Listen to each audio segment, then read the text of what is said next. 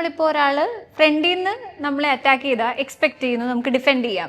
ബാക്കിൽ നിന്ന് നമ്മളെ ലോക്ക് ആക്കിയാൽ നമുക്ക് എന്താ ചെയ്യാൻ പറ്റുന്നത്? ഉറപ്പായിട്ടും അത് നമുക്ക് ചെയ്ത് നോക്കാം. ഈ ചോദിച്ച പോലെ തന്നെ ബാക്കിൽ നിന്ന് പല രീതിയിലും ലോക്സ് ഉണ്ട്.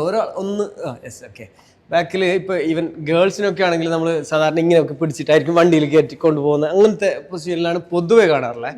ഇനി ആണുങ്ങളൊക്കെയാണ് കുറച്ച് ക്രൂരമായിട്ട് ഇതാക്കുന്നുണ്ടെങ്കിൽ ഇങ്ങനെ ഇങ്ങനത്തെ ലോക്ക് ഇടും, ചിലപ്പോൾ ഇങ്ങനെ പിടിക്കാൻ ചാൻസ് ഉണ്ട്. ഓക്കെ, അങ്ങനെ കുറേ ലോക്സ് ഉണ്ട് ആക്ച്വലി. അപ്പോൾ നമുക്ക് കോമൺ ആയിട്ട് ചെയ്യാൻ പറ്റുന്നത് വെച്ചാൽ നമ്മളെ ബാക്കിൽ നിന്ന് ഏതെങ്കിലും രീതിയിലുള്ള ഒരു ടച്ച് വരികയാണെങ്കിൽ അപ്പം തന്നെ റിയാക്ട് ചെയ്യണം. അതായത് കൈ ക്ലോസ് ആക്കി വെക്കണം. കൈ ക്ലോസ് ആക്കി ഇങ്ങനെ പിടിച്ചാലും സ്പീഡിൽ റിയാക്ട് ചെയ്യാം. ഈ സൈഡിലോട്ടോ അല്ലെങ്കിൽ അപ്പുറത്തെ സൈഡിലോ പിടിച്ചോ, ഏതൊരു രീതിയിൽ പിടിച്ചോ. ഇങ്ങനെ തൊടുന്നുണ്ടെന്ന് അറിയുമ്പോൾ തന്നെ സ്പീഡ് റിയാക്ട് ചെയ്യുക എന്നുള്ളതാണ് ഒന്നാമത്തെ കാര്യം. ഇത് ഭയങ്കര പവറിൽ അടിച്ചാൽ ഇവിടെ വീക്ക് പോയിന്റ് ആണ്. ഇങ്ങനെ അടിച്ചു കഴിഞ്ഞാൽ ഭയങ്കര പെയിൻ ആയിരിക്കും. അപ്പോൾ ഈ പെയിൻ കാരണം ആൾ വിട്ടിട്ട് ഓടും. വിട്ടിട്ട് ഇങ്ങനെ പെയിൻ ഇങ്ങനെ തടവാൻ പോകുമ്പോൾ നമുക്ക് ഓടാം, ആളോടുന്നല്ല.